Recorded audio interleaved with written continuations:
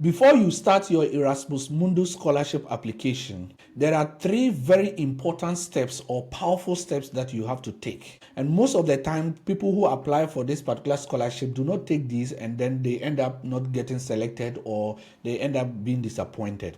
Today, I am going to share with you these powerful three steps that you would use to be able to secure this particular scholarship and ace your application.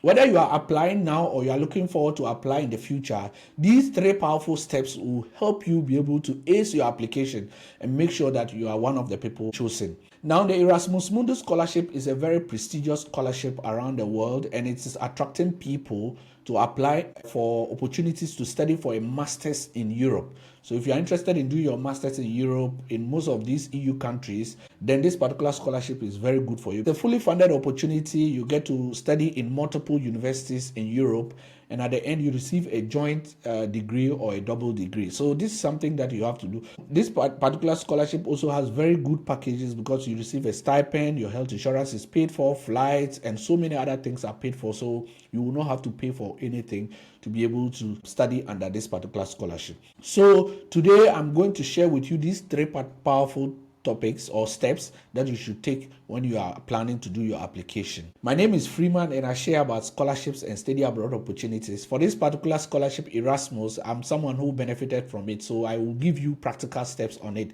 If you are watching this for the first time, consider subscribing to this channel, share this video out as well, like the video, and send it to others so that they can also benefit from it. So let's go straight to the video, and I'll share with you the main steps.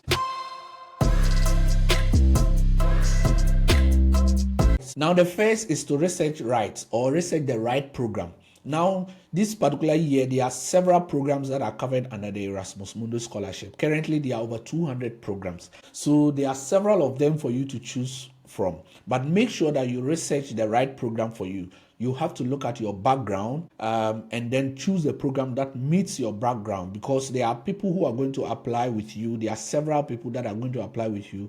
So it's good that you apply for a program that actually fits your background.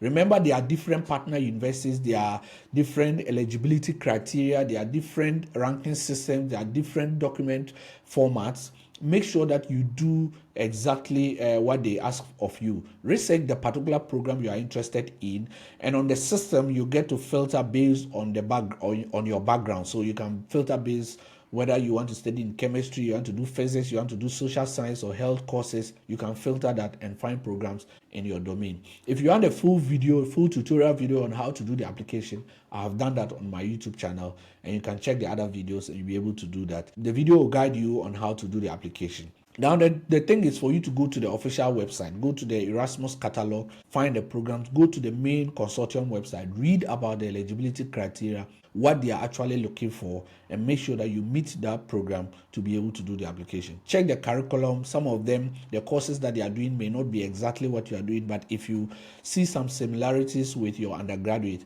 then it's something that you can check out for. Look out for the path. There are some people who want to study in particular countries, so you look out for the countries that you really want to study in and then apply for the program that goes with those ones.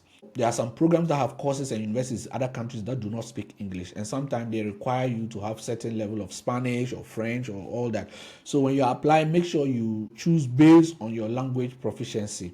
Remember that some of them will require that you submit a proof that you can speak the Spanish or you can speak the French. So when you're applying, research the particular program that really fits you. Now, see the required documents. There are some universities that have certain requirements apart from the normal documents. So make sure that you have all the other documents that are required apart from the normal documents that are used for application. So do the right research and make sure you choose the right program.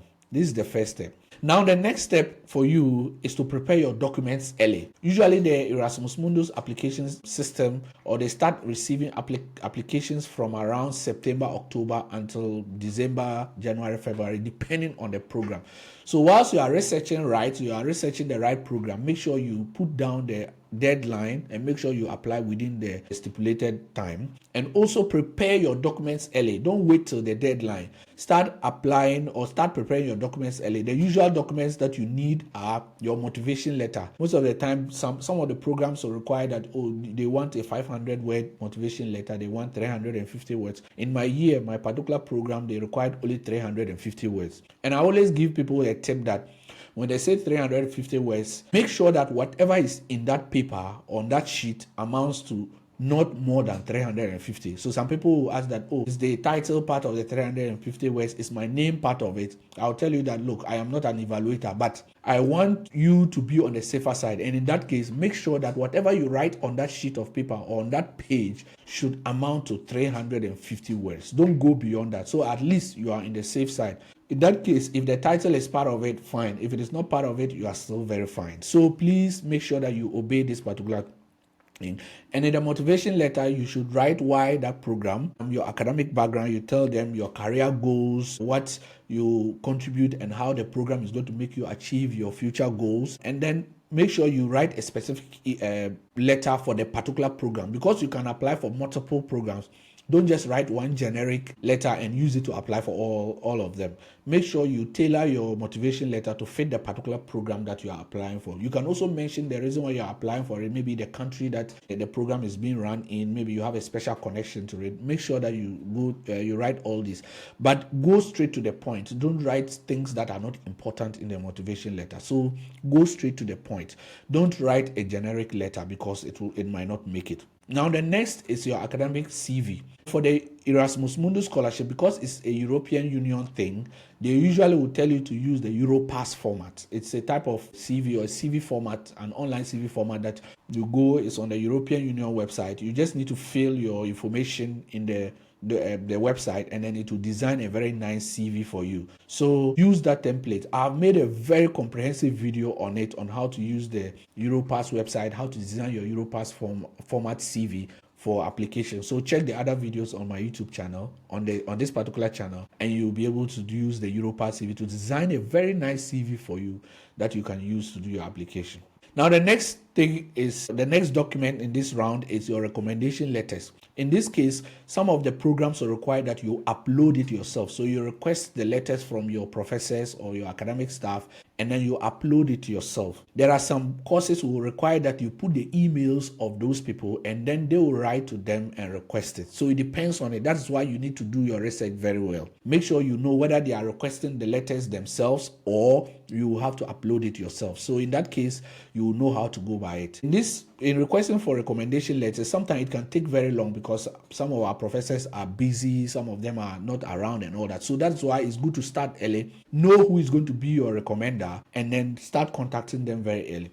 One tip I'll give you for this particular recommendation letter is to look for samples, draft a very nice recommendation about yourself, and send it to the professor and say that I'm applying for this particular program, blah, blah, blah, blah, blah, but I have made a draft of a recommendation letter that you can use. In that case, the recommender or the professor is much more happy to do it because you've already done much of the work. They just need to draft or rework the whole thing that you wrote, put it on a letterhead, sign and stamp. Please make sure that the recommendation letter is usually on the institution letterhead.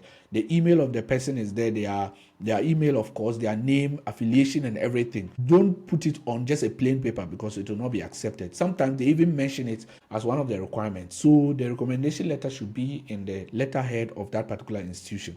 So you can find samples online or in the link that I'll put in the description of this video. Use that to draft yours, and then you'll be able to send it to the professor so that they can do. Some universities would require 2 recommendation letters, some will require 3. You have to know which ones it is and then send the number that is required. So that is something that you should look out for. Now, the next is your transcripts. In this case, you request it from your university, so your undergraduate university. You just need to scan it. Make sure it's very legible. Don't just scan it and then you will not be able to see the courses. Scan all the pages, including the page that describes the grading system, and also the page that shows your GPA and everything, and then send it. So this is something that you should be very careful with. The next is your passport. Most of the programs will require that you upload your passport as your identity. So this is something that you should have as part of your document. Scan the bio page of your passport. Make sure that it's very legible. They can see every detail of it, and then you need it as well. The English test. The English test is the next document. There are some universities that will still insist on IELTS or IELTS or TOEFL or PTE, depends on which one they request for. So in that case, if you're applying for a program like that, you have to have a standardized test for it, and there's no negotiation for that. Now, the next document that has become very important is the proof of residence. Now, apart from your international passport, which of course shows your identity, they want to be sure that you actually are staying in the country that you are applying from, or staying in one of those countries that they are targeting. So when you are applying, most of the countries from sub-Saharan Africa or in the developing world or global south are qualified to apply for this particular scholarship. In this case, you have to provide a letter in a letterhead from either your job, your university, or your notary, or registration certificate from your local council or department, or any official letter that shows that you actually live at a particular address and you have been living there for this particular time, and all that should be signature stamped and on a letterhead. The letter should have your address, your full name, and also how long you've been staying there, and very good, so that it will prove your residence there as well. So these are the very important documents for the next step, or the second step, that's preparing your documents early. Now, the third and last step that I will really ask you to do is to contact past scholars. This you can find very easily on LinkedIn. So if you don't have a LinkedIn profile, get a LinkedIn profile right now. Go on LinkedIn and search for people who have won Erasmus Mundus scholarship. Somebody like me, I've been contacted several times from people from Pakistan, so many countries around the world, saying that, oh, they are interested in Erasmus. Can I walk them through? Now I have a YouTube channel. I explain everything for you. So if you need all the information, it's in this YouTube channel. There are other videos that will tell you other aspects of this particular scholarship. So contact these people on LinkedIn. They will always have it in their profile or in their bio or whatever it is. You find them and you write to them, give them direct messages saying that, oh, you are interested in this particular program under the Erasmus. Can they give you tips and all that? Maybe some of them have certain tips that you don't know. They might tell you, okay, prioritize this particular document, or make sure that you write about this, or you do this, or start applying from this, or do that. And then they'll give you very useful tips that you'll be able to apply with. So the contacting past scholars is very important. Always send a polite message. Don't just go on LinkedIn to the person's profile and send hi and wait for the person to reply before you will not get a reply. Most of these people are already busy. So when you go there, draft a very nice message. Tell them who you are, why you are contacting, and how they can help you. So go straight to the point. Write the whole message. Don't just write hi and wait for them to come and reply to you. That's very bad of contacting people like that. So make sure that you write the whole message, send it to them, and then they will be able to respond very nicely to you. And in that way, you can ask for them to review your CV. You can ask for them to review your motivation statement. You can ask that they give you some tips and so many other things. There are some Erasmus courses that require interviews. So you can ask them some of the tips in maybe acing your interview and all that. These are things that you can do. Yeah. So these are very good tips that you can do for the third step. So yeah, some even share their motivation letters on their wall. So you can use that to also draft yours.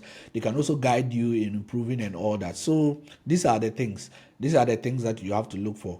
So finally, before you submit your Erasmus Mundus application, make sure that you've done these three things. The three things that I mentioned are: research the right program thoroughly. Make sure that you know the program you are applying to. The next is to prepare your documents very early. Make sure that your documents are scanned, all the requirements are there, and you start applying very early so that everything will be done very smoothly with you or for you. The next is to connect with past scholars. Connect with them. They are on LinkedIn. Almost all of them are on LinkedIn. So go on LinkedIn. There are some countries that have groups on various platforms. Look for them as a serious student. Find them, write them, draft them very nice messages, and then tell them you are interested in the program and then how they can help you, and find out how they can help you. If you follow these steps, I'm sure that you'll be able to ace your Erasmus Mundus application. If you need any other thing, drop it in the comment section. If you have any question, drop it in the comment section. There are other videos that I've made on tutorial on how to apply other documents needed and all that. Check the other videos on my YouTube channel and you'll be one of the people. If not, I'll see you in the next video. Ciao.